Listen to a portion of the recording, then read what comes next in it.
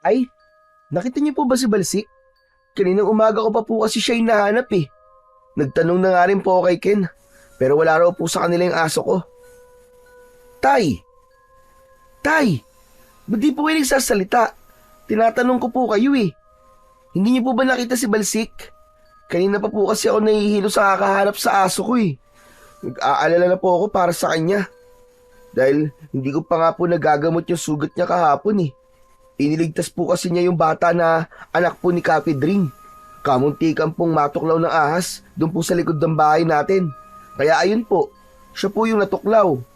Mabuti na lamang po at ahas bahay lang po yun. Tsaka walang kamandag. Ay nako, baka nasa tabi-tabi lang yun anak. Hanapin mo na lang. Kailangan ko pang matapos tong tinatadtad kong karne. Huwag mo na muna akong abalahin dito. Sige na.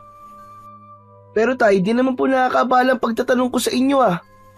Saka para sa akin po, para ko na pong kapatid si Balsik. Nakakatuwa nga po dahil marami na po siyang naililigtas na buhay ng tao.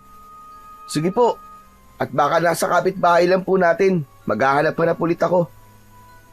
O sige na. Mabuti pa nga sa ibang bahay mo nalang hanapin nang hindi mo ako naaabala rito. Magpatulong ka na lang sa kaibigan mo si Ken at baka alam din niya kung nasan si Balsik o di kaya naman sa nanay mo.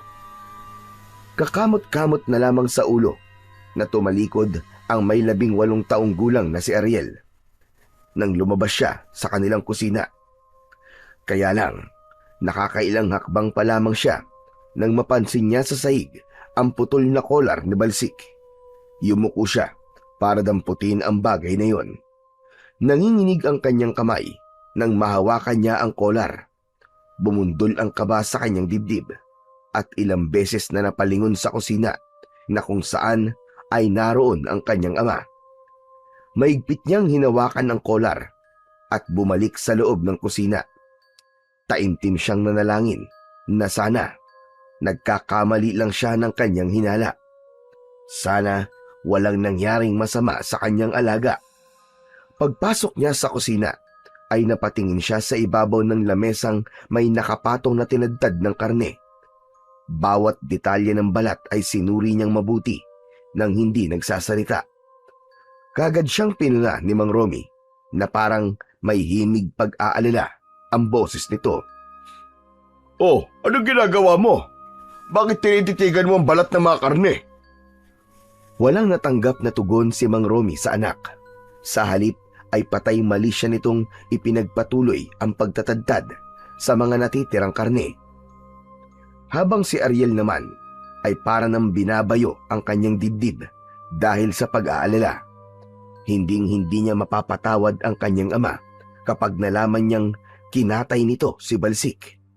Hanggang napansin niya ang pamilyar na kulay ng balahibo ng aso na dumikit sa sariwang dugo sa lamesa. Hinawakan niya yon at mataman niyang pinagmasdan ang pinong balahibo. Nag-uunahang umagos ang kanyang luha sa kanyang pisngi. Itinaas niya yon sa ere at matalim ang tingin na tinitigan niya ang muka ng kanyang ama. Nahalata nitong nakatingin siya kaya't tumigil ito sa ginagawa. Ano pong ginawa niyo sa aso ko, Tay? Balahibo po ba ito ni Balsik? Kung ano ang nakikita mo, yun ang nangyari sa kanya. Tay! Bakit naman po si Balsik? Aso ko po siya eh. Para ko na po siyang kapatid. Bakit niyo po siya pinatay? Hindi ko siya pinatay. Nakita ko lang napatay na siya sa ilalim ng silong natin. Kesa naman masayang, di kinatay ko na lang. Para naman mapakinabangan natin. Hindi po ako naniniwala sa sinasabi niyo, Tay. Ang sama-sama niyo po. Pati aso ko pinatay niyo. Na hindi niyo man lang naisip ang mararamdaman ko. Hoy, tumigil-tigil ka ha. Wala akong panahon makinig sa kadramahan mo. Kalalaki mong tao napakaiyakin mo. Ano ba kinakagalit mo, Ariela? Ayaw mo nun? Magkakaroon ng silbi ang alaga mong si Balsik. Kasalanan mo rin naman kasi tatamad-tamad kang mangaso sa gubat. Huwag niyo pong isisi sa akin ang dahilan ng pagkamatay ni Balsik. Malinaw na kayo po ang pumatay sa kanya. At sama-sama niyo, Tay. Wala kayong awa sa mga aso. Kakarmahin din po kayo sa mga pinaggagawa nyo. Pagsisisihan yung pinatay nyo si Balsik. Abat lintik na to ah. Ang ibig mo sabihin, mas mahalaga pa sa'yo si Balsik kaysa sa akin na ama mo. Talaga palang wala kang kwentang anak na hayop ka. Sinabi ko naman sa'yo na hindi ko pinatay si Balsik. Patay na siya nang makita ko. Saka wala akong pakialam kung anong iisipin mo. Hindi ko kailangan magpaliwanag sa'yo. Ni wala ka pa nga na itutulong sa akin. Aso lang yon. Kung gusto mo bukas na bukas din papalitan ko ng 3 si Balsik. Ginagawa ko ito para kumita ng pera, hindi para makinig sa pagmamaktol mo. Pesteng buhay to, oo. Wisit! Kahit 1,000 pa pong aso ang ipalit nyo, Tay, nag-iisa lang po si Balsik. Palibasa, hindi kayo nagmahal ng mga aso at hindi kayo nakaranas magkaroon ng alagang aso. Kaya baliwala sa inyo ang nararamdaman ko. Wala akong panahon makipagtalo sa'yo, ha, Ariel? Huwag mo akong abalahin sa ginagawa ko. Ang mabuti pa, mangaso ka na lang mamayang gabi kaysa makipagtalo ka pa sa akin nang magkaroon ka naman ng silbi kahit papano. Hindi po. Wala akong gagawin para sa inyo, Tay. Tutal ang tingin niyo po sa akin walang silbi, edi gagawin ko na lang. Kayo na po ang bahalang mag-asikaso sa karinderya nyo. Ayoko na. At hindi ko kayo mapapatawad sa ginawa niyong pagpatay sa aso ko. Abatan lintik na to, ha? Huwag mo akong susubukan, Ariel, ha? At baka hindi mo magustuhan ang gagawin ko sa'yo. Ako po huwag niyong susubukan, Tay. Hindi ako magdadalawang isip na isumbong kayo sa mga pulis. Ipapadampot po kita sa mga alagad ng batas. Ako po mismo magpapatunay sa kanila na kayo ang salarin sa pagkaubos sa mga aso rito para makulong na kayo. Tuluyan na ngang naubos ang pasensya ni Mang Romy at lumapit ito kay Ariel. Isang malakas na suntok ang tumama sa mukha ng binata. Bumagsak siya sa sementadong sahig ng kanilang kusina at doon niya nakita ang pugot na ulo ni Balsik. Nakatago yun sa ilalim ng lamesa. Para siyang binuhusan ng malamig na tubig nang makita ang nakadilat na mga mata ng alaga niyang aso. Pakmana sana niyang kukunin ang pugot na ulo na yon. Pero nilapitan siya bigla ng kanyang ama at dinuro sa muka. Ako ang huwag mong susubukan. Dahil kahit anak pa kita, hindi rin ako magdadalawang isip na isama ang laman mo sa karne ng mga aso na kinakatay ko. Lintik ka. Pagkatapos kitang pakainin, buhay na talagaan, ikaw pa pala magpapahamak sa akin, damuho ka. Ipagpapalit mo talaga ako sa alaga mong aso. Wala kang utang na loob. Wala kang silbi. Inutil! Mabilis na bumangon sa pagkakahiga si Ariel at hinarap ang kanyang ama na nandidilat ang mga mata dahil sa galit para sa kanya. Pero hindi siya nagpakita ng takot dito. Lalo pa at hindi niya makalimutan ang itsura ng kanyang alagang aso. Iniisip pa lang niya na habang kinakatay ito ng kanyang ama, ay humihingi ito ng tulong sa kanya. Pero wala siya at wala siyang nagawa para iligtas ito. Para nang sasabog ang kanyang dibdib sa galit. Maaring walang makaintindi sa nararamdaman niya, pero para na rin siyang namatayan ng kapatid, karamay at kaibigan sa pagkawala ni Balsik. Sa kabila ng mahigpit na pagkakatupad ng batas ukol sa iligal na pagkakatay ng mga aso, ang kanya namang ama ay mas lalong lumaki ang kita sa pagkakarne ng asong gubat. Kakaiba raw ang lasa ng laman ng aso na iniluluto ni Mang Romy. Kaya naman, halos dagsain ito ng mga tao, matikman lang ang masarap na putahe ng kanyang ama. Walang nakakaalam na karne yun ng asong gubat dahil kasabwat ni Mang Romy ang mismong mga suki nito sa karinderya. Nag-aalala sila na kapag nahuli ang kanyang ama ay hindi na rin sila makakatikim ng masarap na lutong ulam ni Mang Romy. Kapag hindi ka nakahuli ng asong gubat mamayang gabi, pagsisisihan mo na hindi ka sumunod sa ipinag-uutos ko. Dahil lahat ng makikita kong aso na gumagala sa kalye ay papatayin ko talaga. Iluluto ko sila at uubusin ko lahat ng aso rito. Naiintindihan mo? Kaya kung ako sa'yo, mananahimik na lamang ako. Ikaw lang naman na masyado madamdamin eh. Nakikinabang ka rin naman sa pera kinikita ko. Pagkatapos pagbabantaan mo ko. Subukan mo lang talaga na isumbong ako sa mga pulis at idadamay kita. Pareho tayong mabubulok sa kulungan. Ngayon ko lang po nalaman na wala rin po pala kayong kwentang, Ama. Wala kayong puso. Hindi ko kayo mapapatawad sa ginawa nyo. At pagdating ng araw, pagsisisihan nyo to. Magsisisi rin kayo, Tay, sa lahat ng mga nagawa nyo. Makakahanap din kayo ng katapat. Tandaan nyo yan. Umalis ka na nga sa harap ko at baka magdilim lang ang paningin ko sa'yo, mapatay pa kita. Tandaan mo sinabi ko, Ariel. Kapag hindi ka nakahuli ng kahit na isang asong gubat o baboy na mo, ako mismo manghuhuli ng aso at kahit nakatali pa yan, ay kukunin ko. Wala na po akong pakialam kung anong gusto nyong gawin, Tay. Magbabayad kayo sa pagpatay nyo sa alaga ko. Bumatak ang luha sa mga mata ni Ariel. Nang yumuko siya para kunin sa ilalim ng lamesa ang pugot na ulo ni Balsik, naramdaman niya ang malamig na ulo ng kanyang alagang aso at para siyang mababaliw dahil sa matinding galit at awa para kay Balsik. Saan mo dadalhin ang ulo ni Balsik, ha? Ibalik mo sa akin yan at pwede ko pa yan sabawan.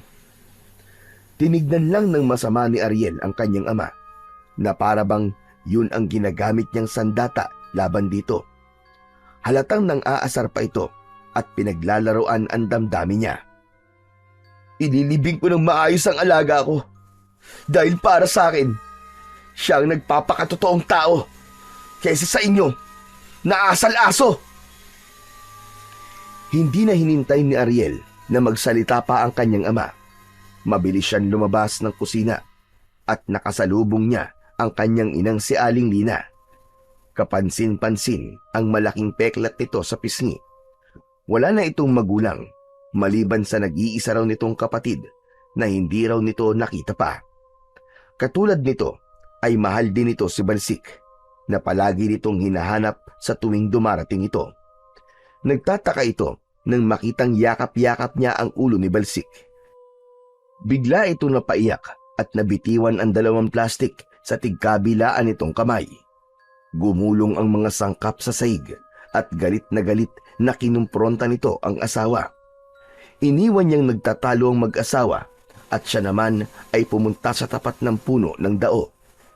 Inilapag niya ng dahan-dahan ang pugot na ulo ni Balsik, saka siya naghanap ng pala. Nang maihanda na niya ang mga gagamitin sa pagdudukal ng lupa, ay ibinalot niya ang tela sa ulo ng aso. Pagkaraan ng ilang minutong paghukay, ay muli niyang pinagmasdan ang muka ng kanyang alaga. Balsik, patawarin mo ko, ha.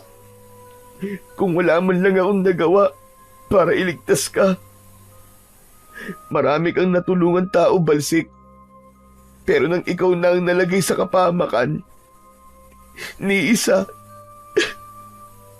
Diyos ko, ni isa, walang tumulong sa'yo. Habang inilalagay ni Ariel ang pugot na ulo ng kanyang alaga sa hukay, ay panay pa rin ang patak ng kanyang luha mula sa kanyang mga mata. Bigla niyang narinig na parang may sumigaw sa hindi kalayuan sa kanyang kinatatayuan.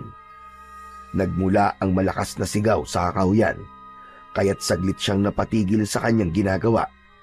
Maya-maya pa, ay isa uling malakas na alulong ang narinig niya sa kakahuyan. Para bang nararamdaman niya ang sakit sa tunog ng alulong ng asong nagtatago sa kakahuyan. Inisip na lamang ni Ariel na marahil ay nagluluksa rin ang kapwa aso ni Balsik. Ipinagpatuloy niya ang paglilibing. Pagkatapos ay nilagyan niya ng krus sa ibabaw ng lupa. Matagal siyang nakatayo at nakatitig lamang sa puntod nito. Maya-maya pa ay nakarinig naman siya ng mga yabag ng paa ng tao. Papalapit sa kanyang kinaroroonan. Napalingon siya sa pinagmumulan ng ingay at mas lalo siyang nalungkot nang makita niya ang matalik niyang kaibigan na si Ken. Minsan na rin itong nailigtas ni Balsik nang mahulog ito sa ilog. Hindi marunong lumangoy ang kaibigan, pero dahil sa kabutihan ng kanyang alagang aso, tumalon ito para iligtas si Ken. Kaya hindi niya masisisi ang kaibigan kung mas malakas pa ang hagulgol ng iyak nito kesa sa kanya. Diyos ko, ano nangyari sa kanya? Dito na kagad ako nagpunta nang makausap ko ang nanay mo, tol. Nabalitaan ko nangyari kay Balsik. At hindi ako makapaniwalang magagawang patay ni Mang Romy ang pinakamamahal natin si Balsik. Tama ka, Ken. Ako rin nga hindi ako makapaniwala. Masamang-masama ang loob ko sa nangyari. Hindi ko siya mapapatawad. Kawawa naman ang alaga ko. Pinatay siya ng sarili kong ama. Anong plano mo ngayon, tol? Isusumbong na ba natin siya sa mga pulis? Hindi ko magagawa yun, tol. Dahil pinagbantaan niya ako.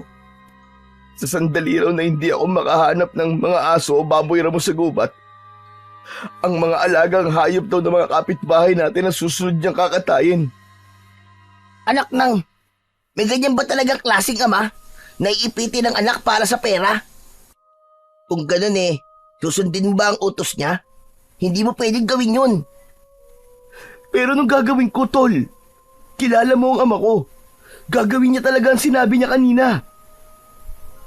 Sandaling katahimikan ang naghari sa pagitan nila ng kanyang kaibigan. Naiipit siya sa sitwasyon na pareho niyang hindi kagustuhan. Kilala niya ang kanyang ama. Kahit na kailan ay hindi ito marunong magbiro. Ginagawa nito kung ano ang mga sinabi nito. Kaya isang pasya ang natitiyak niyang mas makabubuti para sa lahat. Sa ganung paraan, hindi mararanasan ng kanilang kapitbahay kung gaano kasakit ang mawalan ng mga alagang aso sa buhay nila. Sa lahat kasi ng mga nakatira sa Baryo Talahib, ay ang kanyang ama lamang ang hindi mapagmahal sa mga hayop. Walang gustong kumalaban sa kanyang ama. Lahat ay natatakot kay Mang Romy dahil sa kanilang lugar ay kilalang matar o basagulero ang kanyang ama. Sa katunayan, kalalabas lang nito sa kulungan nang nakapatay ito ng isang lasinggerong naghahamon ng away. 3 beses nang nakukulong ang kanyang ama sa iisang kaso. Kaya naman, ito na rin ang dahilan kung bakit hinahayaan na lamang ng mga tao ang ginagawa ni Mang Romy. Mabuti na raw yun dahil nagbabagong buhay na ang kanyang ama. Pero dahil sa ginagawa nito, ay para na rin siyang tumutulay sa maraming bubog. Konting pagkakamali lang ay baka buhay na ng kanyang ama ang kapalit. Kaya naman, pagsapit ng gabi, ay sinamahan siya ni Ken patungo sa kabundukan para manghuli ng mga ligaw na hayop sa kagubatan. Maghintay muna tayo dito, tol. Sapat nandito tayo magtago sa likod ng puno ng akasya.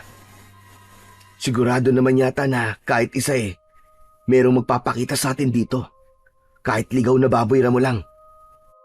Bro, sigurado ka na ba talaga sa gagawin mo? Gagawin mo ba talaga to para sa iyong ama? Tol, may pagpipilian ba ako? Kesa naman pakialaman ni tatay ang mga nakataling aso ng kapitbahay natin, mas lalong malaking problema yun. Kilala mo naman si tatay, di ba? Pero bro, kapag ginawa mo to ngayon para sa kanya, ang ibig sabihin nun gabi-gabi ka nang manghuhuli ng mga hayop dito sa gubat. Hindi ba? Parang mas mahirap yun para sa'yo. Saglit na napaisip si Ariel habang hindi inaalis ang tingin sa kadiliman ng kakahuyan. Maigpit niyang nahawakan ang puluhan ng kanyang malapad na itak habang sunod-sunod ang kanyang paghinga ng malalim. Tutulman ang kanyang isip sa gagawin, ay hindi rin naman niya kayang baliwalain ang banta sa kanya ng kanyang ama. At dahil nandun na sila, ay wala na ngang nagawa si Ariel, kundi ang ituloy ang plano nilang dalawa. Habang naghihintay sa likod ng puno, ay bigla silang nakarinig ng malakas na alulong ng asong gubat. Nanggaling yun sa likod ng malagong halaman. Ilang di pa lang ang layo sa kanilang pinagtataguan. Napaunat sa pagkakaupo si Ken nang muli silang makarinig ng tunog ng pag-angil na parabang nasasaktan. Mabuti na lang at maliwanag ang buwan ng gabing yun, kaya kahit paano ay malinaw nilang nakikita ang daan. Para naman makalapit sila sa hayop na pinupuntirya nila, ay nagpalipat-lipat sila sa mga puno na nadadaanan nila, hanggang pagsapit nila sa mismong halaman, kung saan ay naririnig pa rin nila ang tunog ng pag-angil. Tol, doon ka sa kabilang puno, para hindi makatakas ang asong gubat. Saka, titignan mo yung hahakbangan mo Baka mamaya, may matapakan kang saka ng kahoy. Iwasan mong lumikha ng ingay. Magaan ang hakbang ng paa na nilapitan ni Ariel ang kinaroroonan ng kaluskos. Maigpit niyang kinapitan ang hawak na itak, saka sinilip ang nilalang na nagtatago sa likod ng halamang gubat. Pero gano'n na lang ang panlalaki ng kanyang mga mata nang makita niyang hindi yun isang asong ligaw, kundi isang nilalang na may mabalahibong katawan. Kulay itim yun na nilalantakan ang laman loob ng baboy ramo. Umaangil ito na katulad ng sa aso na may tunog na parang nasasarapan sa hilaw na karne na kinakain ito. Nang mga sandaling yon, ay iniisip niya na sana ay hindi sumigaw o lumikha ng ingay si Ken. Dahil kapag nagkataon, ay mapapansin siya ng nilalang na abala pa rin sa pagkain ng lamang loob ng hayop. Naninigas ang kanyang tuhod at hindi siya agad nakapagsalita. Parang umurong ang kanyang dila ng dahil sa labis na takot. Dinig na dinig din niya ang malakas na paghigop ng nilalang sa dugo ng baboy ramo. Kaya naman, napapalunok ng laway na dahan-dahan siyang humakbang paatras papalayo sa nilalang na yon. Kaya lang, sa hindi inaasahang pangyayari, ay lumapit sa kanya si Ken. Nadurog ng paa nito ang mga tuyong dahon sa lupa, kaya agad yung lumikha ng ingay. Sapat na para tumigil ang nilalang sa ginagawa nito at napatingin sa kanyang gawi. Bro, ang tagal mo naman Hindi mo pa ba huhulihin? Lintik ka, tol! Hindi ka marunong makinig Bakit ba? Saka parang namumutla ka. Parang uminom ka na sukang paumbong Hindi na natapos ni Ken ang mga sasabihin nito kay Ariel dahil nakarinig sila ng malakas na pag-angil mula sa kanilang likuran. Nanginginig ang katawan na napatingin si Ariel sa gawi ng nilalang. Nakangisi itong naglalaway na tumutulo pa ang natitirang dugo ng baboy ramo. Mapulang-mapula ang mga mata nito na mukhang asong lobo. Lumabas din ang malalagari nitong mga ngipin na lalong nakadagdag sa nakakatakot nitong itsura. Bro, anong klaseng nilalang yan? Diyos ko po, marami siyang dugo sa bibig niya. Mula yata sa kinain niya. Diyos ko! Halimaw ka! Huwag ka lalapit! Subukan mo! Kundi tatara ko sa dibdib mo ang itak na to! Hindi ako nagbibiro! Gagawin ko talaga to! Bro, tumakbo na tayo! Mas lalo lang siya lumalapit sa atin Tara na! Umalis na tayo rito! Kahit saan tayo magpunta, maaabutan niya tayo. Kabisado niya ang gubat na to, bro. Ang kailangan nating gawin ay umisip ng paraan kung paano natin siya matatakasan. Takot na takot ang magkaibigan habang panay ang hakbang patras papalayo sa aswang. Hindi rin inaalis ni Ariel ang pagkakatutok ng kanyang itak sa mukha ng halimaw. Umalingaw-ngaw ang alulong nito habang dahan-dahang humahakbang papalapit sa kanila. Mas lalong naging agresibo ang halimaw nang makitang hindi binibitiwan ng binata ang kanyang itak. Kitang-kita niya kung paanong pinaglalabanan ng aswang ang pagkatakam nito sa kanilang katawan. Naisip niya na baka hayop lang ang kinakain nito. Kaya naman, naisipan ni Ariel na ibaba na lang ang kanyang hawak na sandata. At gulat na gulat silang dalawa ni Ken nang bigla itong nagsalita. Sige na, umalis na kayo hanggang kaya ko pang pigilan ang sarili ko. At huwag na kayo babalik sa lugar na ito. Opo, maraming salamat po. Hindi na po kami babalik dito. Akma na sanang tatalikod ang aswang nang biglang sumigaw ng malakas si Ken. Inagaw nito ang itak sa kanyang kamay at mabilis nitong nilapitan ang nilalang. Tinaga ni Ken ang likod ng taong aso at bumaon yon sa balikat nito. Si Ariel na nagulat sa ginawa ni Ken ay hindi agad nakapagsalita. Naramdaman na lamang niya ang kamay ni Ken na hinihila siya patakbo, papalayo sa aswang. Sinulyapan pa niya ang nilalang na hawak ang dugo ang balikat. Naiwan ang itak habang nakabaon sa balikat nito. Dala ng matinding galit ni Ariel, sinuntok niya ang kaibigan. Bro, ano yun? Bakit mo naman ako sinuntok? Nagtatanong ka pa, lintik ka! Bakit mo ginawa yun? Hindi ka ba nag-iisip? Mas lalo mo lang siyang ginalit! Sapu-sapu ni Ken ang labi nang hinarap siya nito. Narinig din nila ang malakas na alulong ng nilalang na parang nasasaktan. Mas lalong umapoy sa galit ang kalooban ni Ariel. Bakit mo siya tinaga? Ayos na eh! Pinabayaan niya na tayong umalis. Mabuti siyang nilalang, bro. At wala siyang balak na patayin tayo. At naniniwala ka naman sa kanya. Isa siyang aswang. Kahit kailan, hindi tayo dapat magtiwala sa nilalang na alagad ng dilim.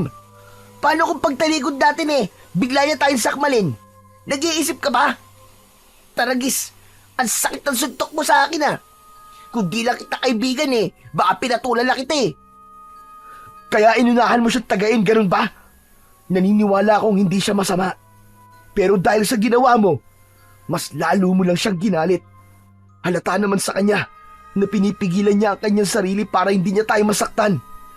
Kaya tama lang sa'yo ang masuntok ng matauhan ka. Oo na. Mali na akong mali. Nagsigurado lang naman akong ligtas tayong makakauwi. Saka hindi ka ba natatakot sa itsura niya? Grabe, hindi ko talaga akalain na may aswang na nakatira sa gubat na to.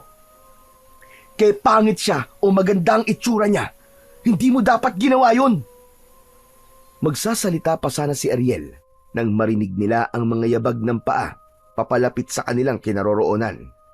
Pagharap nila ay nakita nilang nakabaon pa rin sa balikat nito ang itak. Ngunit sa pagkakataong yon ay ipinakita nito sa kanilang dalawa kung paano ito nagpalit ng anyo bilang isang dambuhalang itim na asong gubat. Nya! Diyos ko! Aswang! May aswang! Tara na, bro! Tumakbo na tayo! Bilisan mo! Gustong saktan ni Ariel ang kaibigan dahil sa ginawa nito. Ligtas na sana silang dalawa kung hindi nito pinairal ang panghuhusga sa nilalang na ngayon ay humahabol sa kanila. Alam niyang sa pagkakataong ito ay buo na ang pasya ng aswang na patayin silang dalawa ni Ken. Halos magpaekis-ekis ang kanilang takbo sa daan. Si Ken na walang tigil sa kakasigaw ay una nang dinamba ng asong gubat sa liko. Pilit na nagpupumiglas si Ken para makawala sa galit na asong gubat.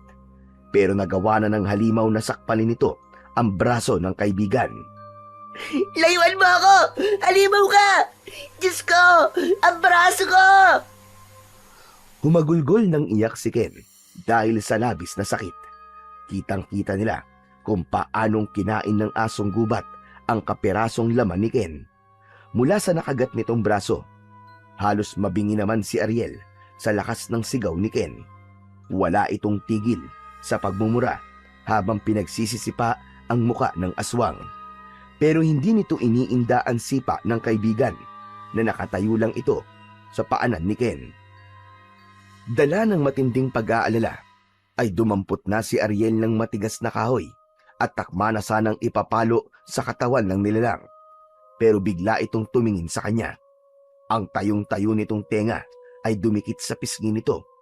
Indikasyon yon na muli itong aatake. Wala nang nagawa ang binata nang lumukso sa kanya ang asong gubat. Naramdaman niya ang pagbaon ng matutulis nitong pangil sa kanyang hita. Akma na sanang hihilahin nito ang kanyang laman para sana ay kainin, pero hindi niya sinasadyang maisigaw ang pangalan ng dati niyang alagang aso na si Balsik. Natigilan ang halimaw at unti-unting humakbang papalayo sa kanila. Titig na titig ang aswang sa mukha ni Ariel. Ilang saglit pa ay bumalik sa dating anyo ang aswang at dahan-dahan itong lumapit sa kanya. Wag! Huwag niyo po kami sasaktan! Patawarin niyo po kami kung ginulo po namin kayo at nasaktan po kayo ng kaibigan ko. Pangako po, Mamang Aswang, hindi na po kami babalik sa lugar na to. Patakasin niyo lang po kami. Parang awa niyo na po. Huwag niyo po kami papatayin. Tila natauhan ang nilalang nang makita nito ang pagbulwak ng dugo sa suot na pantalong maong ni Ariel. Humakbang ito papalayo sa kanila habang kitang-kita niya ang pag-agos din ng dugo nito sa balikat mula sa tama ng itak. Pero bago ito umalis, ay muli itong nagsalita. Palalampasin ko ang ginawa ng kaibigan mo. Pero hindi dapat malalaman ng mga tao ang tungkol sa akin. Dahil sa sandaling malaman nila ang tungkol sa akin, papatayin kita. Pati na ang pamilya mo. Isa pa, hindi lang ako ang nilalang na nakatira dito. At baka sila pa ang makatsempo sa inyo. Hindi sila katulad ko na marunong magpigil sa sarili. Kaya sana, tuparin mo ang pangako mo. Nagkakaintindihan ba tayo? Opo, makakaasa po kayo. Inilihim po namin ang tungkol sa inyo. Minsan na akong nawalan ng pamilya. Kapag naulit yun, hindi ko na may papangakong hindi ko pagbabayarin ang taong umuubos sa lahi namin. Tila nanigas ang panga ni Ariel nang marinig ang huling sinabi ng halimaw. Kagad na pumasok sa kanyang isipan ay ang kanyang ama. Nag-alala siya na baka si Mang Romy ang tinutukoy ng aswang na papatayin nito. Mabilis na umalis ang halimaw sa kanilang harapan. Tumakbo itong papalayo at nawala sa kanilang paningin. Saka lang nila naramdaman ang sakit ng kanilang mga sugat. Tuluyan nang napahiga sa lupa si Ariel habang habol ang sariling hininga. Habang si Ken naman ay napapaiyak na lamang ng dahil sa sakit. Walang tigil ang pagbulwak ng dugo sa kanilang mga sugat. Pero kahit na anong isipin ni Ariel, alam niyang nasa kanila talaga ang pagkakamali. Mabuti na lang at mababaw lang ang kagat sa kanyang hita, kaya nagawa pa rin niyang makalapit sa nakaupong si Ken. Bro, ayoko pang mamatay. Dalhin mo ako sa ospital, please. Oo na, pero malayo ang ospital sa baryo natin. Kaya mo bang tumayo? Kailangan natin makahanap ng taong tutulong sa atin. Teka, saan kaya tayo pwedeng humingi ng tulong? Gaganti talaga ako, bro. Hindi ako makakapayag na hindi makaganti sa hayop na yun. Ano ka ba naman, bro? Hindi ka pa ba nadadala sa mga nangyari? Muntik na tayo mapahamak ng dahil sa padalos-dalos mong desisyon. Hindi na sana tayo masasaktan kung pinabayaan na lang natin siyang umalis. Ariel, naririnig mo ba mga sinasabi mo, ha? Aswang ang kumagat sa atin. Sila ang dapat na matakot sa atin. Hindi tayo matatakot sa kanila. Kapag nalaman ng mga taon tungkol sa pagtatago natin ng lihim tungkol sa mga aswang na yun, sa palagay mo ba, anong mangyayari sa atin, ha? Sige, sumagot ka. Kahit pakin, kahit santignan, tayo ang mali dito Isa pa, wala naman siyang pinapatay na tao. Hayop lang ang kinakain niya. Ang banta niya kanina, babaliwarain mo rin ba? Si Mang Romy, naisip mo bang baka siya ang tinutukoy ng aswang na yon? Hindi kagad nakapagsalita si Ariel. Hindi niya alam kung ano ba ang iisipin niya sa bantang yon ng halimaw. Ipinagpatuloy na lamang nila ang paglalakad para humingi ng tulong. Pagkaraan ng kalahating oras na paglalakad, ay nakakita naman sila ng maliit na kubo na gawa sa kawayan. Maaliwalas ang paligid dahil sa magagandang bulaklak na nakatanim sa bakuran ng bahay. May malamlam na liwanag sa loob ng bahay mula sa gasera.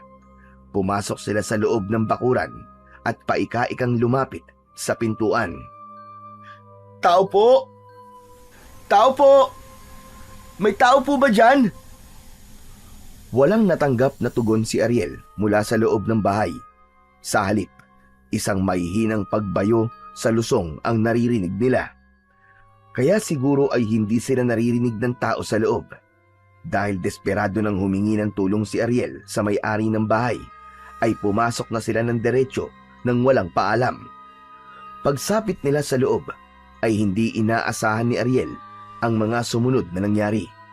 Magkasabay silang bumagsak ni Ken sa sahig na gawa sa kawayan. Nagulat naman ang matanda sa ingay ng pagbagsak nila. Abay, Diyos ko! Sino mga batang ire? Hala!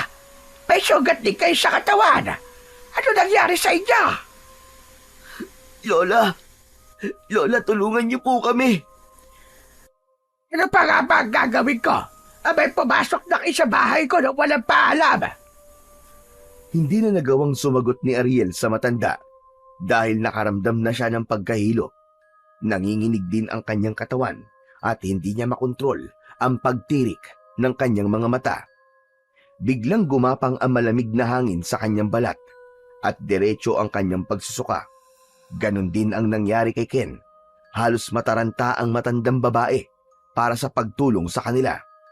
Kaya naman, taimtim siyang nanalangin na sana ay malampasan nila ang kakaibang sakit na nararamdaman. Hindi na niya alam ang mga sumunod na nangyari dahil kusang pumikit ang kanyang mga mata at tuluyan na siyang nawalan ng malay. Mabahong amoy ng dahon ang tuluyang nagpagising sa diwa ni Ariel, kasabay ng pagguhit ng masakit na sugat dahil sa mahigpit na pagkakatali ng tela sa kanyang hita. Dahan-dahan siyang nagmulat ng kanyang mga mata at nakita niya ang matandang babae. May dinidikdik itong dahon na nauna nang ipinaamoy sa kanya. Nalaman niya na dahon yun ng amarilyo na mabisang gamot para sa mga taong nawawalan ng malay. Nakita niya rin na nakatunghay sa kanyang muka si Ken. Ano bro? Ayos ka na ba ha? Masakit lang ang hita ko, bro. Salamat naman at mabuti na rin ang pakiramdam mo. Kumusta na pakiramdam mo, iho? Mabuti na po ang pakiramdam ko, Lola. Maraming salamat po sa pagtulong niyo sa amin ng kaibigan ko. Ano ba kasi ginagawa niyo rito? Abay, malayo na ito sa bayan na. Nasabi sa akin ni Ken ang nangyari sa inyo kanina. Mabuti na lamang at walang nangyaring masama sa inyo. Nag-aalala na ako sa'yo, pre. Akala ko, hindi ka na magigising. Pasensya ka na sa nagawa ko. Huwag mo nang isipin yun, Tol. Ang mahalaga ay ligtas na tayo. Hindi pa kayo ligtas. Dahil hanggat naririyan ang mga nilalang nakauri na umatake sa inyo, ay hindi pa rin kayo nakakasigurong ligtas kayo sa lugar na ito. Hindi kayo tatantanan ng aswang na until. Ano po? Aswang na until? Anong klaseng aswang po yun? Isang uri ng aswang na kayang magpalit ng anyo bilang isang mabangis na asong gubat. Sa nangyari sa inyo kanina, ay hindi ko may paliwanag kung bakit kayo pinakawalan ng pinuno ng mga until. Hindi na po yun nakapagtataka, Lola. Dahil naniniwala po akong mabuti po siyang aswang. Hayop lang po sa gubat ang kinakain nila. Maaaring ang tama ka, pero hindi lahat ng aswang ay kayang gawin ang ginawa ng pinuno nila kanina.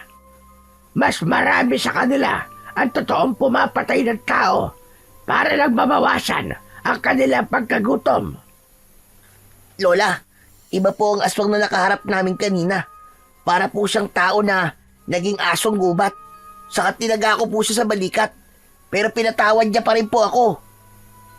Siguro ay alam niya nga, mabuti kayong tao at hindi kayo nananakit ng kauri nila.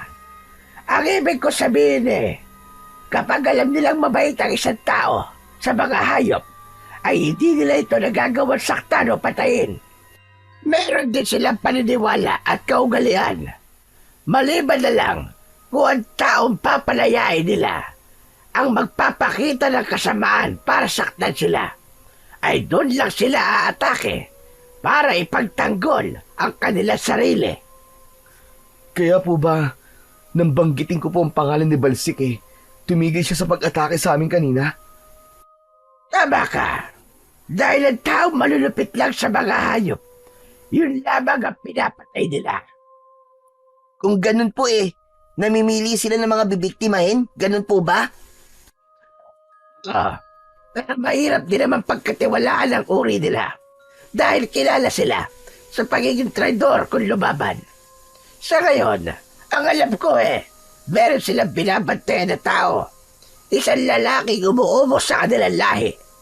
Kaya ako pumunta sa baryong ito para pigilan ang taong ito sa kanyang mga ginagawa.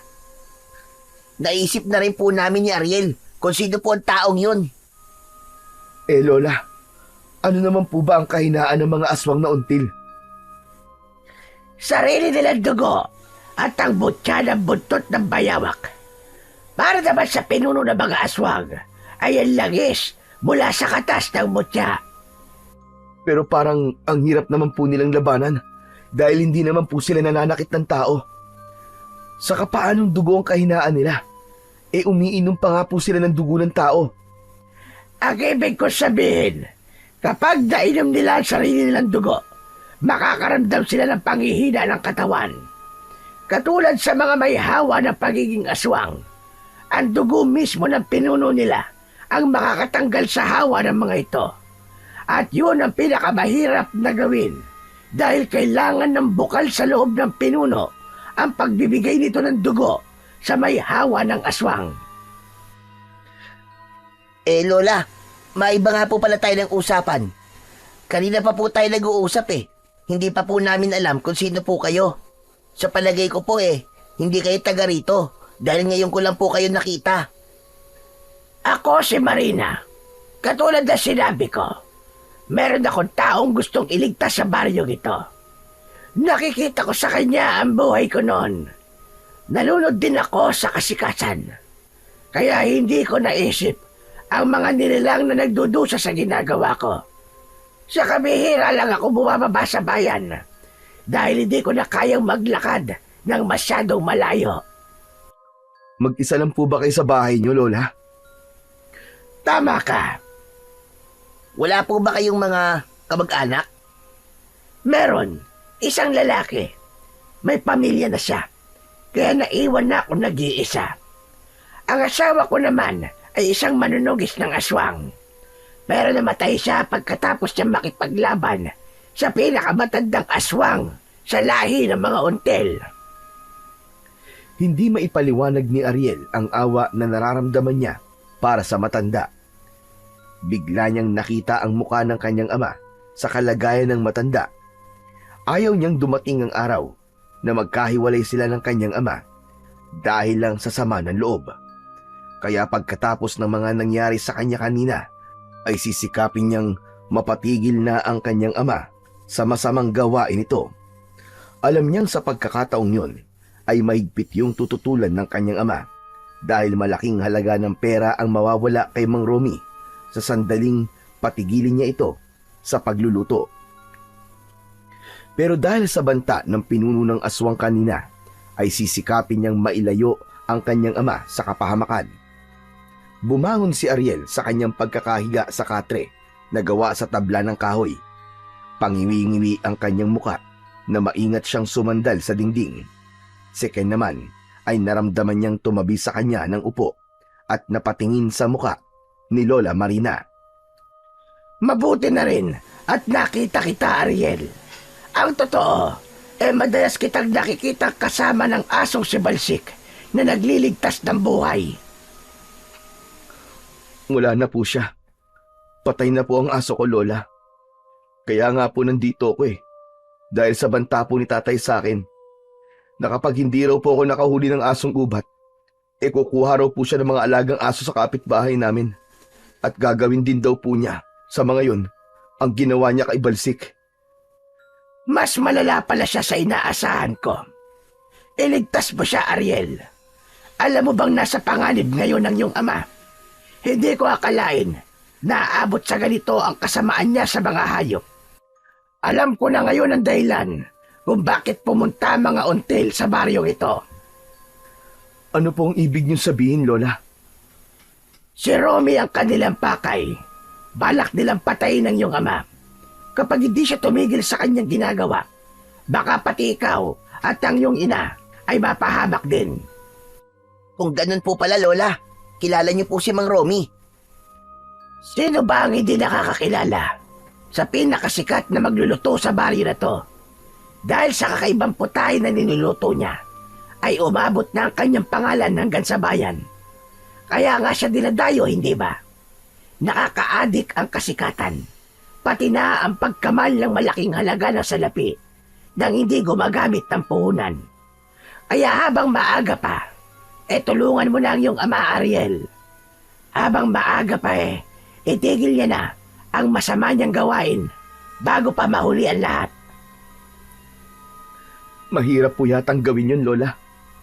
Paano ko po ililigtas ang aking ama kung wala naman po akong magagamit na sandata laban sa mga until na magbabanta sa buhay niya? Tumayo si Lola Marina at may kinuha itong isang bagay sa ilalim ng upuan nito. Inilabas ng matanda ang isang uri ng tungkod na may buntot sa dulo mula sa hayop. Ano po ang bagay na yan, Lola? Ang tawag sa sandatang ito ay apulan. Isang uri ng armas na magagamit mo laban sa mga aswang na until. Kakailanganin niyo ito kapag gusto na ninyong umuwi. Dahil sigurado kung hindi na kayo tatantanan ng masasamang elemento dahil dyan sa mga sugat nyo. Ano naman pong tawag doon sa nakalagay sa dulo ng tungkod, Lola? Isang uri po yan ng buntot ng ano? Ito ang mutya ng buntot ng bayawak. Teka, sandali lang po, Lola. Yan po ba yung mutya na kayang pumatay sa mga aswang na until? Tama ka, Ken. Taglay nito ang lakas na katulad ng salatigo. Ang kakayahan nito ay pahinain ang katawan ng aswang sa pamamagitan ng pagtuktok ng 3 beses sa lupa. Hindi sila makakagalaw at hindi makakaalis sa kinatatayuan nila. Ang liwanag naman na taglay nito ang siyang magpapabalik sa kanilang totoong anyo. Kaya nitong sunugin ang katawan ng aswang. Ikaw na muna ang gumamit nito, Ariel.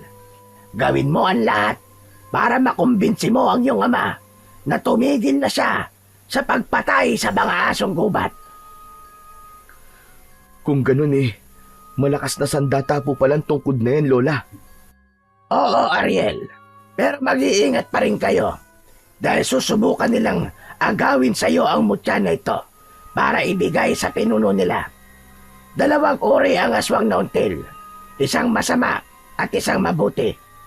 Dapat marunong kang kumilatis ng sasaktan at papatayin mo. Hindi ka maaaring magpadalos-dalos sa magiging desisyon mo. Dahil baka imbis na aswang biktima lang din pala ang mapapatay mo. Para po sa akin, Lola pare-pareho lamang po silang masasamang nilalang dahil kampon po sila ng kadiliman. Kung ako po ang tatanungin, ay hindi sila dapat mabuhay sa baryong ito. Ngunit hindi nila kagustuhan ang maging isang aswang, Ken. Kaya mahalaga pa rin na malaman kung anong uri ng aswang ang makakaharap ninyo. Hala, sige na. Pwede na kayong umalis. Ang gusto ko sana ay manatili muna kayo rito ng ilang oras. Kaya lang kailangan niyong pigilan si Romy sa mga binabalak niyang gawin. Dahil marami ang madadamay kapag hinayaan natin siya. Marami pong salamat, Lola Marina, sa tulong po niyo sa amin ng kaibigan ko. Sige na, mag-iingat na lamang kayo. Sana ay mapigilan mo ang iyong ama sa kanyang masasamang gawain. Pagkatapos magpaalam, ay nagsimula ng magkaibigan na maglakad pa uwi sa kanilang bahay. Dala ang tungkod at lumang gasera ng matanda. Pareho silang walang imik sa paglalakad, kaya naman halos mabingi sila sa ingay ng mga insektong panggabi sa kagubatan. Habang si Ken naman ay panay ang hawak sa braso nitong may puting benda. Si Ariel naman, nadala ang tungkod na may mutya ng buntot ng bayawak, ay abala naman sa kaiisip kung paano niya mapipigilan ang kanyang ama. Pagdating nila sa gitnang kagubatan, ay napansin niya ang pagkakaroon ng kulay berdeng liwanag sa mutya. Mas lalong nanlaki ang kanyang mga mata nang mula sa kanyang harapan ay unti-unting humaba ang buntot ng bayawak.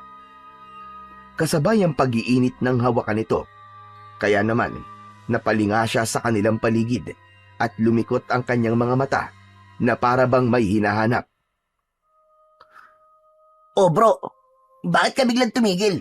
May problema ba? Para kasing biglang nagbago ang itsura ng aking apulan eh. Nagiinit din ang mutya. Wala bang nababanggit si Lola Marina tungkol sa kakaibang mutya na to? Wala eh. Maliban lang sa kakayahan at epekto ng sandatang yan sa mga kalaban. Bakit bro? May nararamdaman ka bang kakaiba sa paligid natin? Sa palagay ko, Ken, hindi tayo nag-iisa sa lugar na to. Hindi nagtagal ay lumabas sa pinagtataguan ng mga asong gubat. Lahat ay nakatingin sa berdeng liwanag ng kanyang mutya. Napaatras si Ariel at mahigpit na hinawakan ang tungkod. Anak nang, sinasabi ko na nga ba't mahirap pagkatiwalaan ng aswang na yon? Bro, hindi ba't mga alagad niya yan? Sa palagay ko, bro, sila ang dapat na iniiwasan. Hindi sila mga alagad ng nilalang na umatake sa atin kanina. Kakaiba ang kanilang mga itsura at mas matulis ang kanilang mga pangil. Humanda si Ariel sa pagsugod ng mga asong gubat sa kanila. Iwinasiwas niya ang kanyang hawak na tungkod.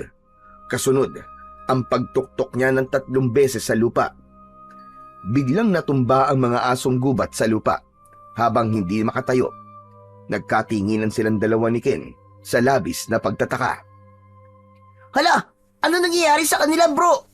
Bakit parang hindi sila makatayo? Para silang nakadikit sa lupa.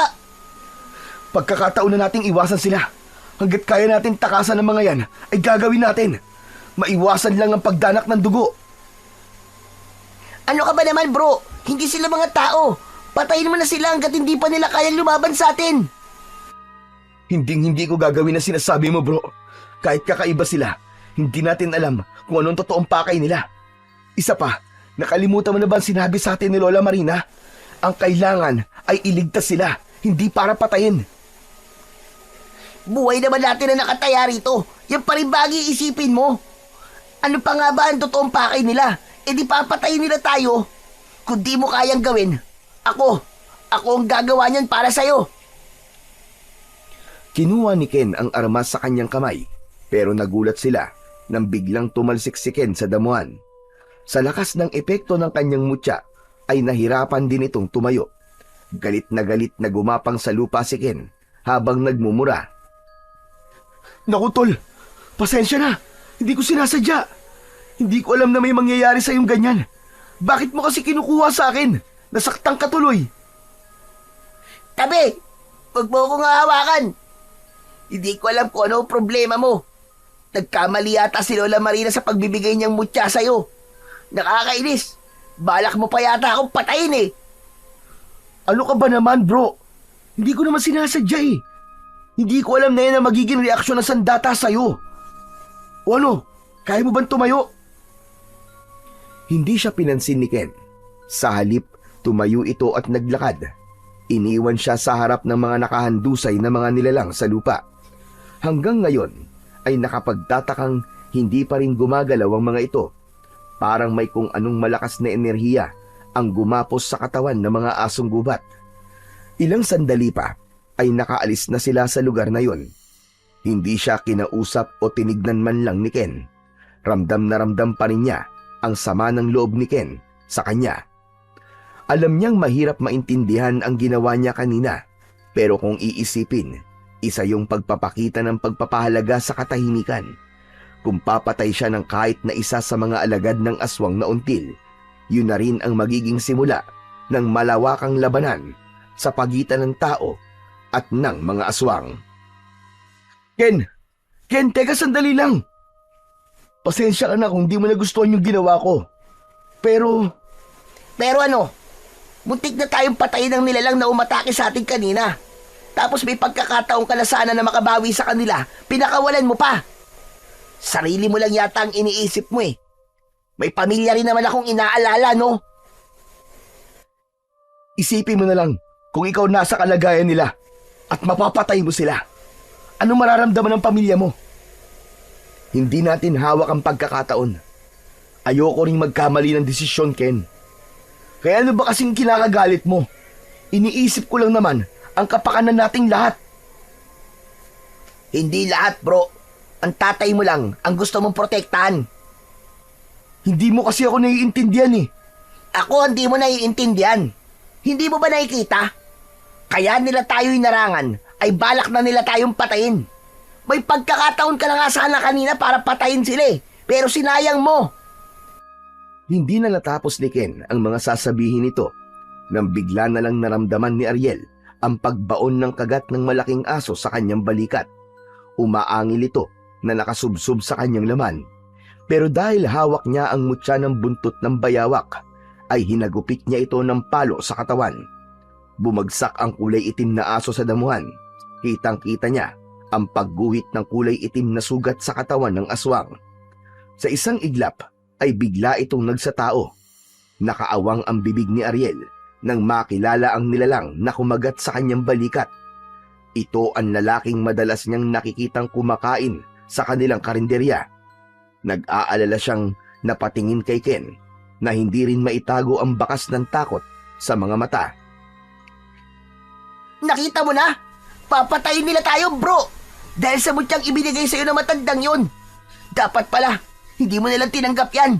Mas lalo lamang tayo mapapahamak eh. Tumigil ka na nga, Ken! Kayo na kape! Ang ingay-ingay mo! Hindi ako makapag-isip ng tama ng dahil sa'yo. Ang dapat nating iniisip ngayon ay kung paano natin matatakasan ang mga halimaw na yan. Takas! Puro na lang pagtakas ang naririnig ko sa bibig mo. Kailangan na natin lumaban. Buhay na natin na nakataya rito. Hindi na nga naitago pa ni Ken ang galit sa boses nito. Kulang na lang ay suntukin siya ng kanyang kaibigan sa labis na galit. Hindi niya akalain na sa simpleng pagpapaubaya niya sa mga asong gubat ay hahantong sa muling pag-atake ng mga ito. Doon niya naisip na hindi nga pangkaraniwan ang mga nilalang na pilit humahabol sa kanila. Nagmamadali silang tumakbo papalayo sa lugar na yon. Ngunit pagdating nila sa unahan ng kanilang daan ay nakita nila ang isa pang asong gubat. Kulay abo yun at siguradong hindi yun ang nilalang na nagpataka sa kanila. Lumukso ito sa kinatatayuan ni Ariel pero nasambot ito ng kanyang tungkod.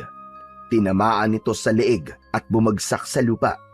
Nagkikikisay ang katawan nitong bumubula ang bibig. Nilapitan niya ito at itinuktok niya ng 3 beses sa lupa ang hawak niyang tungkod. Lumapit na rin si Ken at kitang-kita nilang dalawa na nag-aanyong tao na ito. Nang makilala nila ang aswang, ay nalaman nila na ang mga nagiging customer ng kanyang ama sa karinderya ay puro pala mga aswang. Dahil ang lalaking nakahandusay sa harap nila ay ang lalaki rin na madalas niyang makitang kumakain sa karinderya ni Mang Romy. Bumundol ang kaba sa kanyang dibdib dahil sa pag-aalala sa kanyang ama. Hanip pa. Kaya pala walang nagsusumbong sa mga pulis eh. Mga aswang pala ang customer nyo. Walang kaalam-alam si Mang Romy na ang kanyang nakakahalubilo araw-araw. Mga aswang na until pala. Pero paano naman nangyari yun? Kumakain sila ng kapwa nila aswang. Hindi mo ba naisip na tao ang mga aswang? Siyempre, kapag bumalik sila sa anyo ng pagiging tao, ay para na rin silang nakakain ng laman ng normal na tao. Basta, ang labo na mga nangyayari ngayon, bro. Kinakabahan na ako. Nag-aalala na ako para sa mga magulang ko. Mukhang nahuli na yata ako ng gagawing pagpigil sa ama ko. Dahil nagsisimula ng kumilos sa mga aswang para pumatay ng mga tao. Ikaw lang naman tong ewan eh. Sinayang mo pa ang pagkakataon na malagasan sila ng mga kalahi nila. Ligtas na nakauwi ang magkaibigan sa kani-kanilang mga bahay. Pagdating ni Ariel sa tapat ng kanilang bakuran, ay dinig na dinig niya ang malakas na pagtadtad ng karne ng kanyang ama. Yun ang nakasanayan niyang naririnig na ingay sa tuwing sumasapit ang 4:00 ng madaling araw. Malalaki ang hakbang ng mga paa na tumakbo siya papunta sa kusina para lamang pigilan ang kanyang ama sa ginagawa nito. Pero halos manlumo siya sa nakitang mga karne na nakalatag sa lamesa. Kumakanta pa ang kanyang ama habang nagtatadtad ng karne. Pero nang makita siyang walang dala, ay biglang nabura ang ngiti nito sa labi. Apat! Nasaan ang nahuli mo, Ariel? Tay, itigil niyo na po ang pagkakatay sa mga aso. Nakikiusap po ako. Ano ka mo? Ititigil ko to. Abat lintik na batang ito ah. Hindi mo ba nakikitang masaya ako sa ginagawa ko? Imbis na ang pagkakatay ko ang pakikialaman mo, sundin mo na lang ang pinapagawa ko sa'yo. Kung sa bagay, alam ko naman na hindi mo gagawin ang ipinag-uutos ko eh.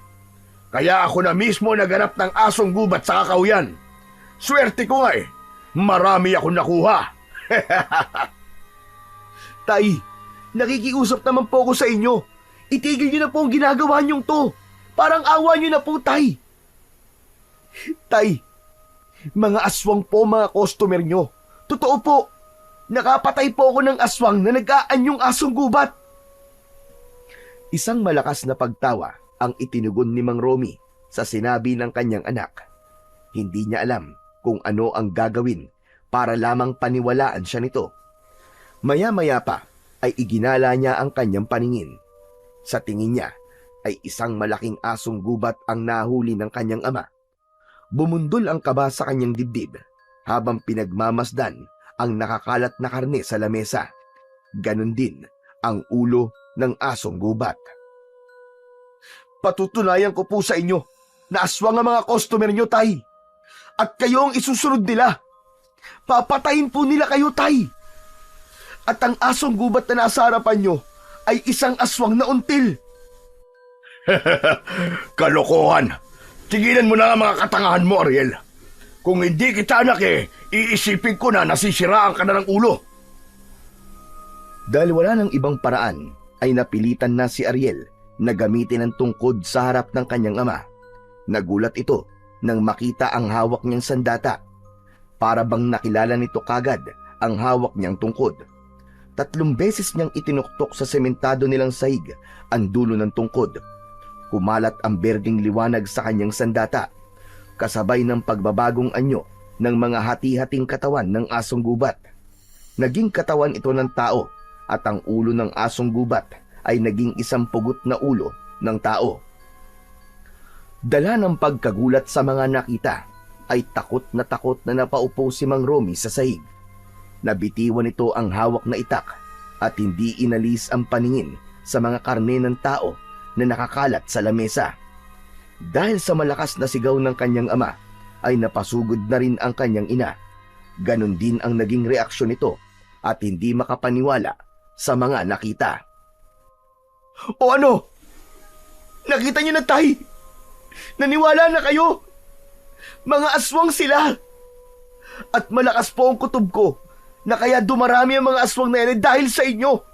Dahil sa mga putaing niluluto nyo, naahawa ang mga tao na makakakain ito. Tay, papatayin nila tayo. Gaganti sila. Tay, kayo ang pakay nila. Papatayin ka nila, Tay. Kaya nakikiusap po ako. Pakinggan niyo po ako. Hindi ko alam ito, anak. Hindi ko alam to. Ano na? Ano na ang gagawin ko? Marami na ako nailuto at hindi ko alam na aswang pala mga napapatay ko. At dahil po nakakain na sila ng karne ng mga aswang, nahawa na sila, Tay. Hindi ko po alam kung gaano nakarami ang aswang sa baryong to. Mabuti na lamang po at nakilala namin si Lola Marina. Iniligtas niya po kami at ibinigay niya ito sa amin para iligtas ka. Diyos ko, hindi ko alam na aabot sa ganito ang ginagawa ko. Patawarin mo ko, anak. Ako po ang dapat na humingi ng tawad, Tay. Dinasal ko po na sana'y karmain kayo sa ginagawa niyo. Patawarin niyo po ako, Tay. Natatakot po ako. Natatakot po ako na baka balikan kayo ng kapamilya ng mga aswang na napatay niyo. Maya-maya pa ay dumating na rin si Ken. Galit na galit ito nang makita si Mang Romy. Pinigilan niya ang kanyang kaibigan nang muntik na nitong suntukin ang kanyang ama. Bitiwan mo ako! Bitiwan mo ako, Ariel! Papatayin ko ang ama mo! Walang iya siya! Pati ang mga magulang ko! Ginawa niyang aswang! Huminahon ka muna, Ken. Huminahon ka muna. Hindi alam ni tatay. Wala siyang alam sa mga nangyari. Ganyan ka naman eh! Palagi kang walang alam! Buhay ng mga magulang ko pinag-uusapan dito! Paano ko pa sila may liligtas kung sila mismo ang mga aswang? Pero buhay rin ng ama ko ang pinag-uusapan dito, Ken. Kaya huwag kang magpadalos-dalos ng desisyon mo. Ang kailangan natin ay kung paano natin sila may liligtas. Patawarin mo ko, Ken. Wala talaga akong alam na aswang ang mga asong gubat na yun. Hindi ko kailangan ng paliwanag nyo. Kasalanan nyo ang lahat ng ito. Naging sakim kayo sa pera. Ken, tama na. Huwag mo sanang kalimutan na ama ko pa rin siya. Bitiwan mo ang braso ko. Ibabalik ko ang pamilya ko. Kapag may nangyaring masama sa kanila, hindi ko may papangako na walang mangyayaring masama sa tatay mo. Halos patabig na iwinaksi ni Ken ang kamay ni Ariel. Tinalikuran siya nito na may mabibigat na yabag ng paa sa sahig. Nang sulyapan niya ang kanyang ama, ay hindi ito makapagsalita. Bakas sa mukha ni Mang Romy ang matinding pagsisisi sa kanyang mga nagawa. Naghari ang katahimikan sa buong kusina, habang ang kanyang ama ay titig na titig pa rin sa pugot na ulo ng tao. Muling itinuktok ni Ariel ang kanyang tungkod sa sementadong sahig. Sa isang iglap ay bumalik sa pagiging asong gubat ang nilalang na napatay ni Mang Romy. Kinabukasan ay nabalitaan ni na Ariel at Mang Romy ang nangyari sa baryo. Ilang mga katawan ng tao ang natagpuan sa kagubatan. Lahat ay sunog ang mga katawan at nawawala ang kasuotan. Ito marahil ang mga aswang na napatay ni Ariel sa kagubatan.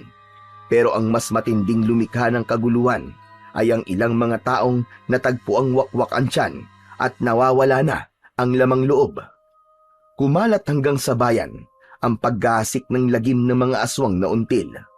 Maghapong nakakulong si Mang Romy sa silid ng mag-asawa. Hindi ito makausap dahil sa mga nangyari. Si Ken naman ay hindi na nagpakita sa kanya.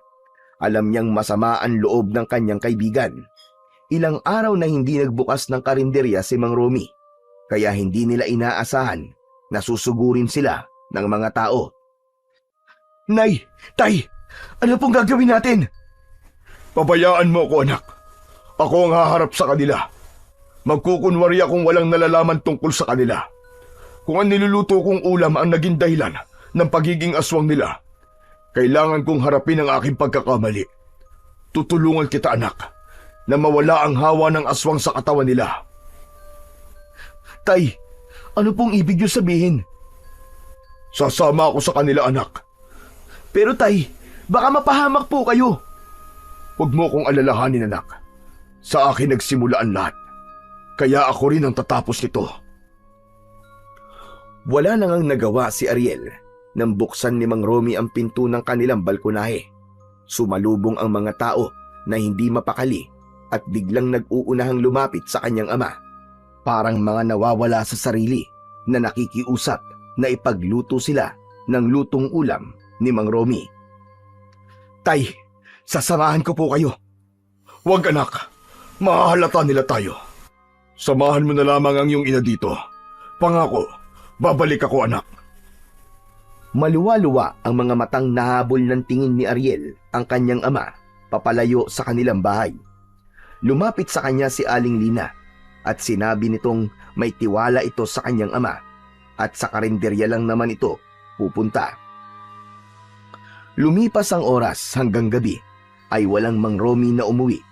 Panay na rin ang iyak ng kanyang ina habang nakaupo ito sa upuan na gawa sa tabla ng kahoy. Para nang pinipiga ang dibdib niya sa kanyang pag-aalala. Aalis po ako, Nay. Hindi ko po dapat na pinabayaan si tatay. Sana'y sinundan ko po siya kaagad.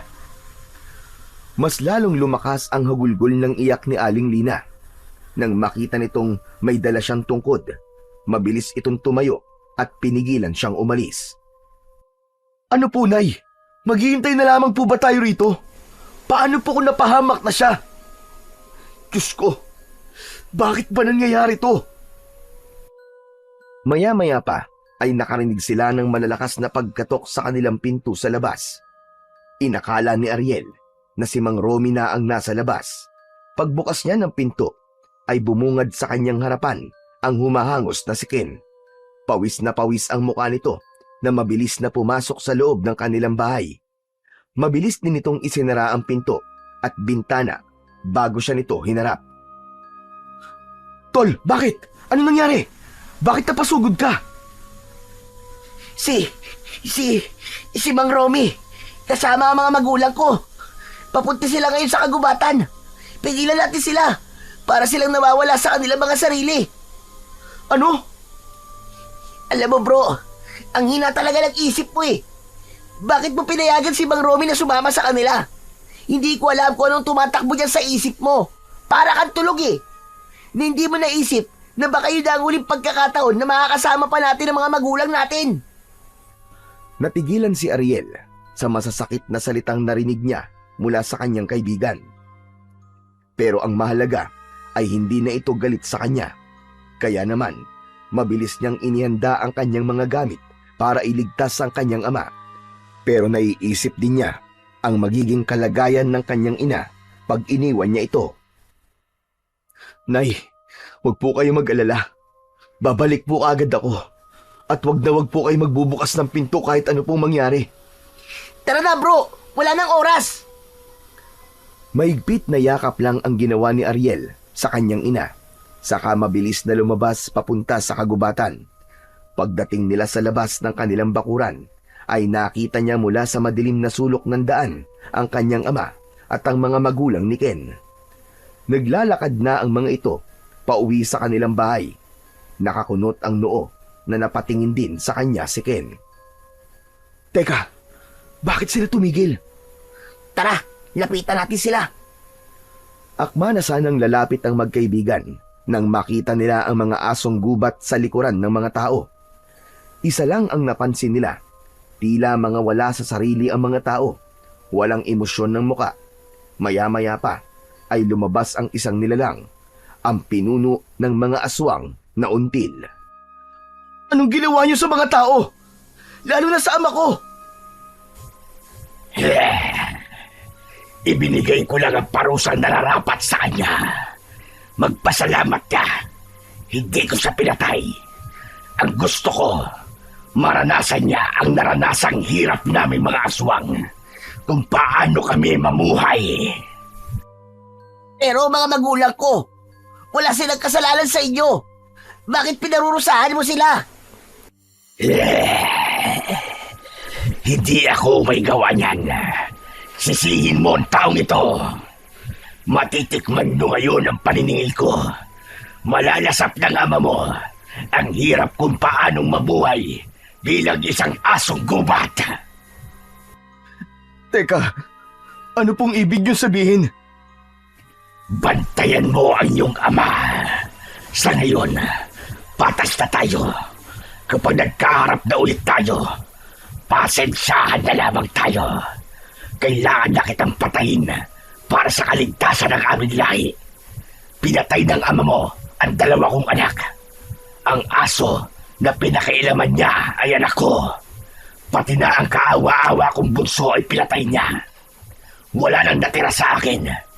Sa dami ng buhay na kinuha ng pamilya mo sa akin, kulang pa ang buhay mo bilang kapalit nila.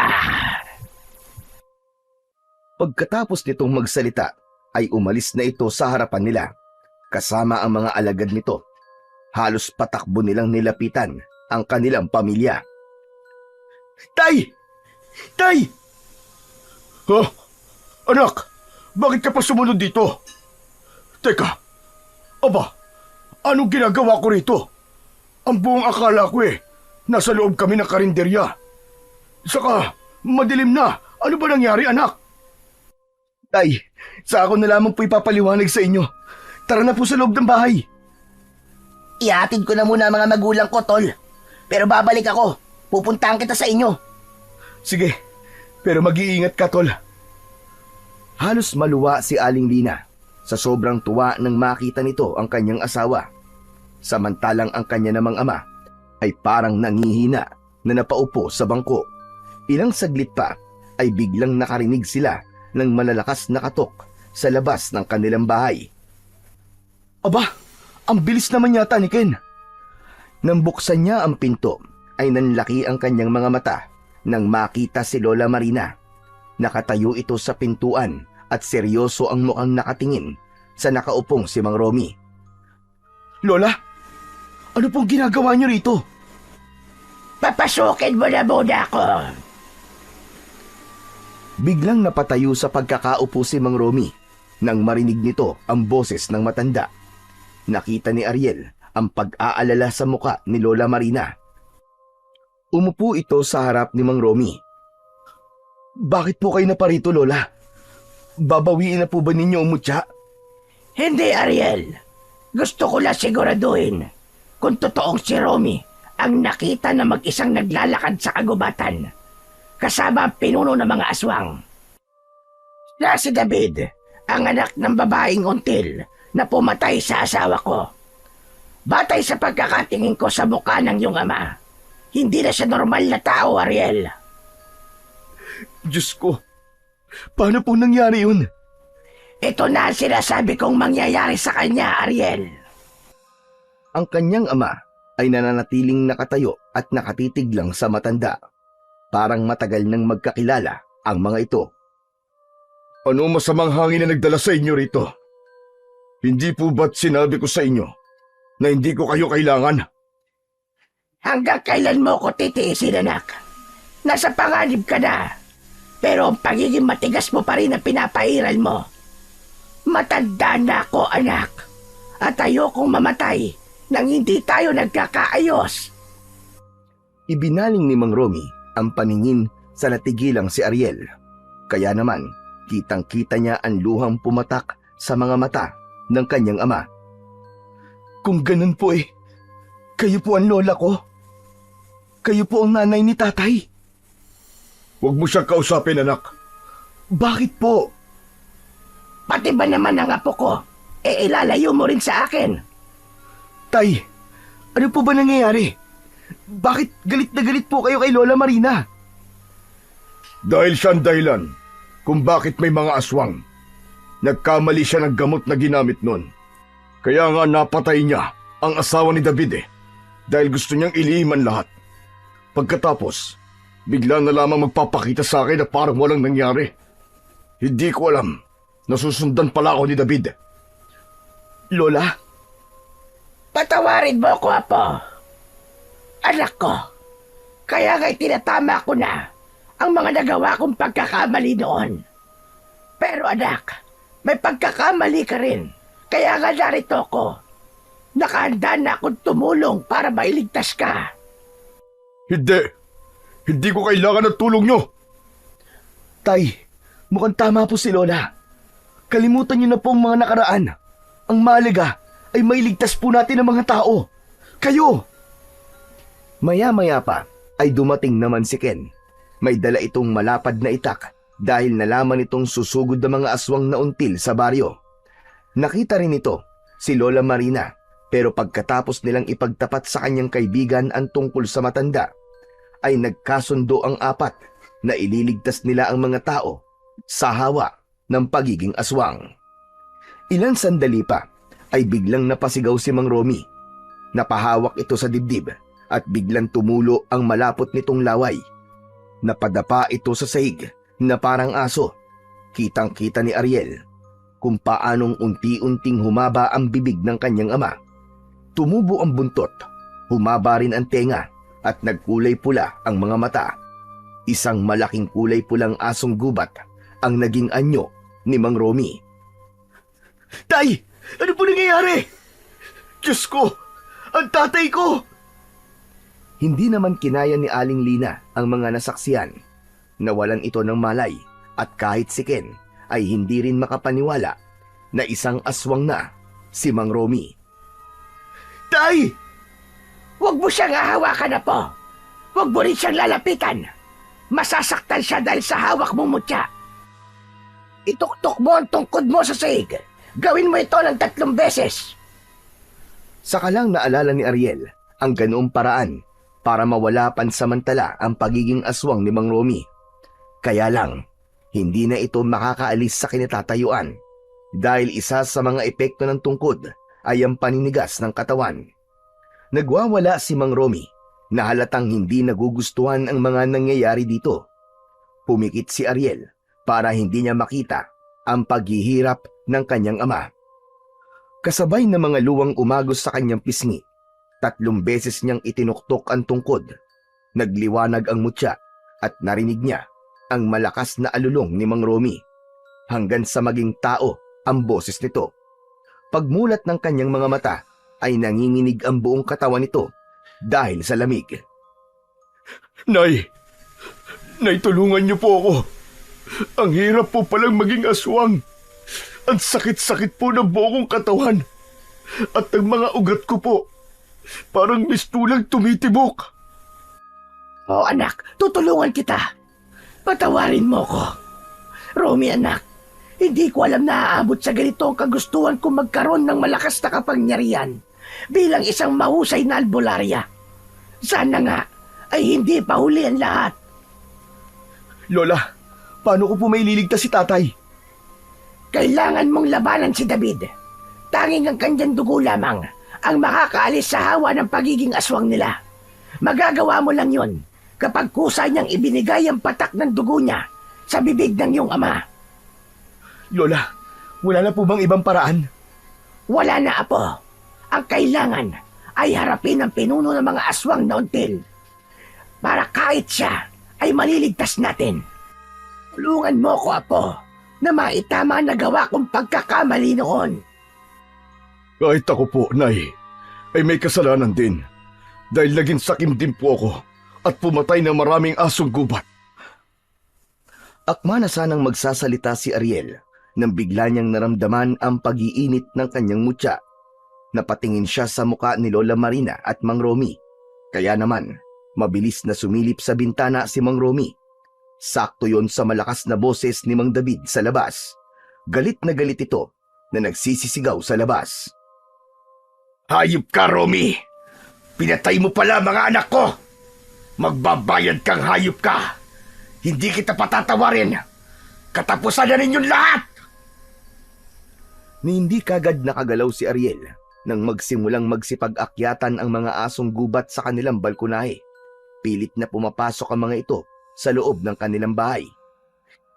Bro, sinisira nilang bahay! Haharapin ko sila. Hindi ako makakapayag na saktan nila si tatay. Lalabanan ko siya kahit na anong mangyari. Matapang na binuksan ni Ariel ang pintuan at hinarap niya ang mga alagad ng kalaban. Sumunod sa kanya ang 3 at mas lalong nauulol sa galit ang aswang na si Mang David nang makita nito si Lola Marina. Sa wakas nagkita rin tayo, tanda. Akala mo ba matatakasan mo ang ginawa mo sa asawa ko?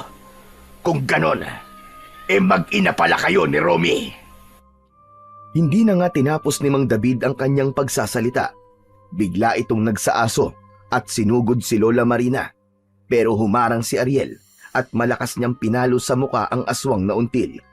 Kaya bumagsak din ito sa lupa. Kasunod naman ang sabay-sabay na pagsugod ng mga alagad ni Mang David. Mabilis din ang naging pagkilos ni Ariel. Itinutok ni Ariel ang kanyang tungkod sa lupa ng 3 beses. Nakita niya ang paninigas ng katawan ng mga alagad ni Mang David habang nakahiga ang mga ito sa lupa. Maliban kay Mang David na tinawanan lang ang ginawa ni Ariel, hindi ito tinatablan ng mutya ng buntot ng bayawak.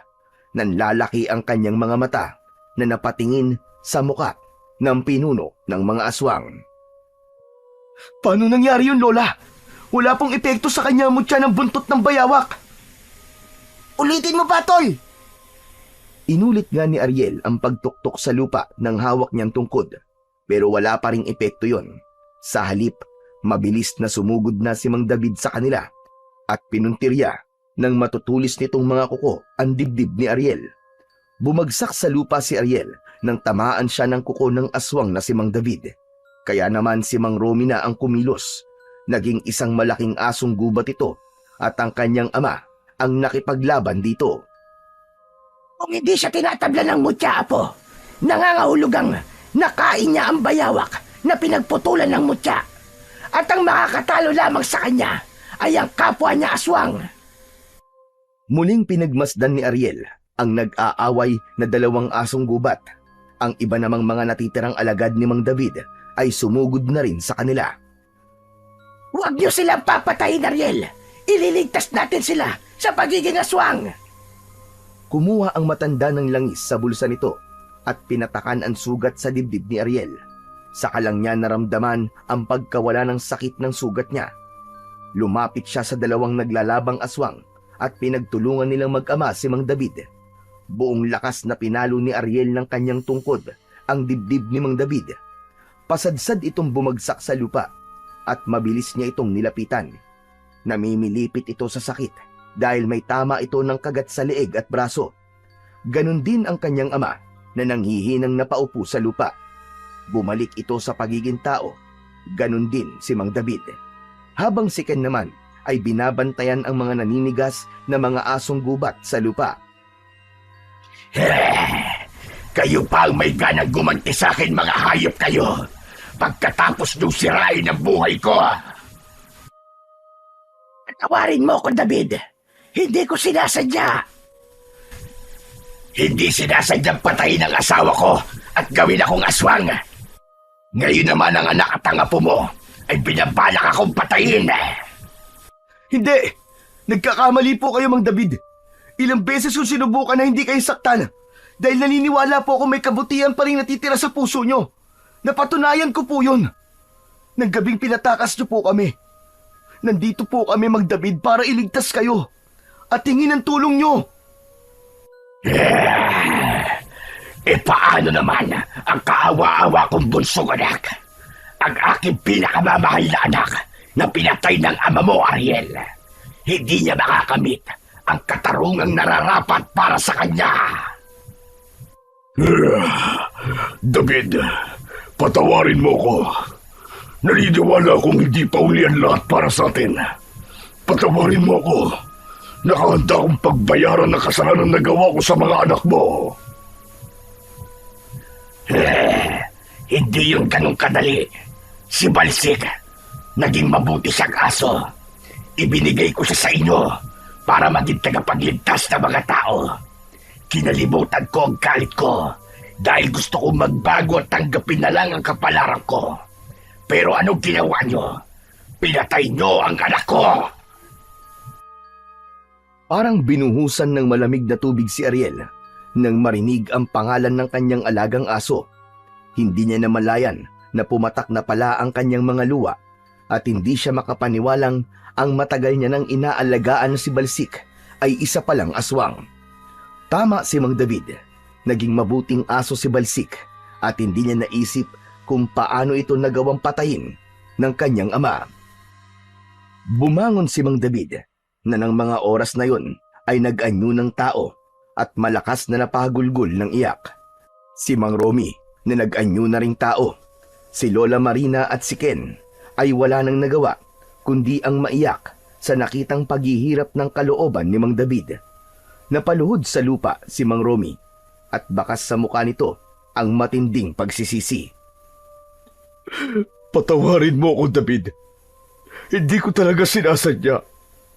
Masyado ako nagpadala sa aking emosyon sa kagustuhan kong umangat sa buhay. David, hindi ko nahahangarin na gumaling. Ito ang nararapat na parusa sa akin. At kulang pa itong kabayaran sa lahat ng buhay na kinuha ko sa iyo. Nagsisisi na ako, David. Sisig-sisi na ako sa mga nagawa ko. Patawarin mo ko. Ako rin, David. Nakahanda akong tanggalin ang pagiging aswang mo. Hindi ko sinasadya ang mga nagawa ko sa pamilya mo. Iniabot ni Lola Marina ang langis na kanina pa nitong hawak. Pagkatapos ay tinanggap yun ni Mang David. Saka binuksan. Akma na sanang ipapahid nito ang langis sa katawan nang muli nitong ibinalik ang gamot sa matanda. Para saan pa po itong gamot? Kung wala na akong pamilyang babalikan. Meron pa, David. Meron pa. Dahil ituturing ka naming pamilya. Magsimula ulit tayo.